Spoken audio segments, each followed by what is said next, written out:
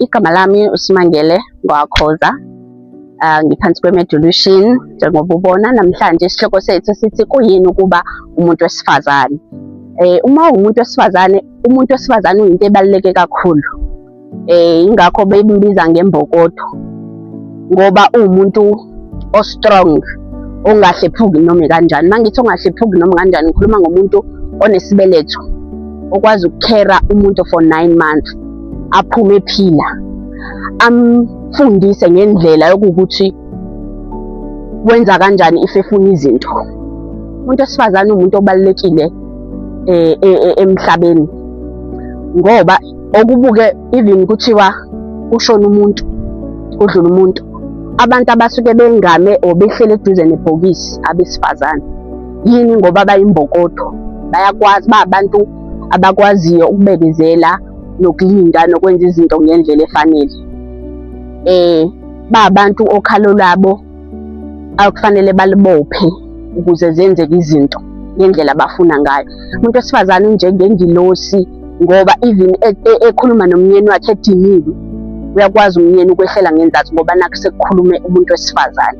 Even uthola ukuthi kuyaliwa impi, meke kwafika kuleyo mpi kulwa hlampe amadoda, umuntu wesifazane uyakwazi ukuyilamula leyo mpi, ilamuleke ngoba i-present yakhe kuwumuntu wesifazane. So umuntu wesifazane nje uyinto ebalulekile. Igama lami Mfanelisiwe kaBhengu. Ukuba umuntu wesifazane kuchaza ukuthi kumele uyigqaje umuntu wesifazane, uzethembe, uyihloniphe. Umuntu wesifazane uyakwazi nokuthi ahlezi ecabanga, unakekela nomndeni wakhe ngazo zonke izindlela ukuthi umndeni wakhe uye phambili. Okubalulekile ukuthi nje uzihloniphe njengomuntu wesifazane.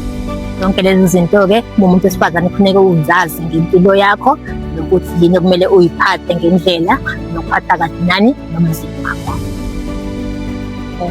Igama lami mina nguLuleka.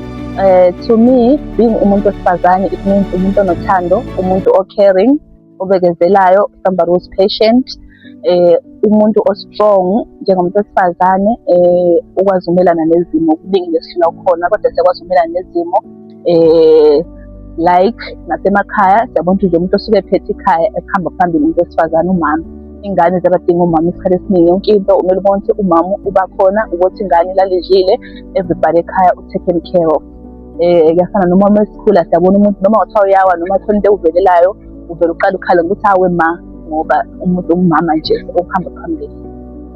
So siyabona ukuthi strong, caring, siyakwazi ukubeka abanye abantu phambili, even if ukuthi ngiyahlekisa mina ama-dreams ami, kodwa ngikwazi ukuphesheya ama-dreams omunye umuntu ukuthi ahambe phambili, like ingane zami noma mhlawumbe uphana wami, into ezikanjalo. Ngiyabonga. Igama lami nguNingi Ngwakahlongwane, ngi-therapist la eMedolution Wellness Clinic.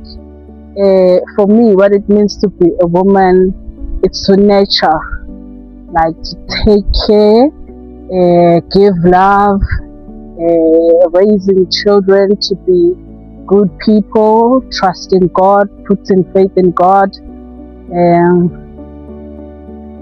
being a person with love, full of joy and happiness. Right. Ukuba umuntu wesifazane, umuntu wonke nomuntu nendlela yakhe nadalwe ngayo. Wonke umuntu kufanele aphile ngempilo ngendlela afisa ukuphila ngayo. But ukuba umuntu wesifazane akusho ukuthi kufanele ube perfect. Umuntu uthatha indlela ngendlela abona ngayo izinto ukuthi kufanele ahambe ngazo. So ukuphila impilo yakho, right, uzofunda kwabanye abantu asebekhulile, but awukwazi ukuphila impilo yomuntu. But uyaba namaphutha, uyafunda emaphutheni. Ezisikhula iy'teji ney'teji ayifani. So awukwazi ukuthi nje uthi athi mina ngibe perfect ube umuntu wesifazane. Khona la ozowa khona uvuke, kodwa wena okubalulekile yazi ukuthi yini ekujabulisayo, yini oyifunayo, yini oyithandayo, ukuze ukwazi ukuphila impilo yakho kahle waneliseke. Because awuzocosha izinto zabantu, phila impilo yakho ngendlela wena ekujabulisa ngayo. Because if uthatha izinto zabantu nokubukela kwabanye abantu, awubazi badlule kuphi, awubazi bafike kanjani. But uNkulunkulu umuntu nomuntu umbekele eyakhe impilo. So siyafunda-ke ey'ntweni ey'ningi, siyakhula, siyaphambuka. But umuntu wesifazane intende eyadalwa uNkulunkulu, wabona kufanelekile ukuthi sibe khona ezabantu besifazane. Khulisa kahle-ke umndeni wakho, masunomndeni, Ngoba ngisho ukuthi impilo i-stage ne-stage. So kuwo sonke i-stage esifika kusona, siyawa, siyavuka, siyafunda, siyalungisa la singenzanga khona. Igama lami ngu-Athule. So for me, being umuntu wesifazane, it involves ukuthi kube khona leadership, kube khona i-courage, kuba khona ukuthi kube khona umuntu involved kahle kahle. So it needs umuntu onothando, umuntu nje oqinile okwazi ukubekezelana nezinto. So us as women, we believe ukuthi umuntu kumele aqine, umuntu has to face things in order ukuthi akhombise ukuthi umuntu wesifazane. So like for an example, we have to be involved in community-based activities and community-based things ezenzakalayo nje around the community, and also kugada ingane, abayeni, etc. So it's all about us having to man up, I must say, and also us having to be ladies as we are. Thank you.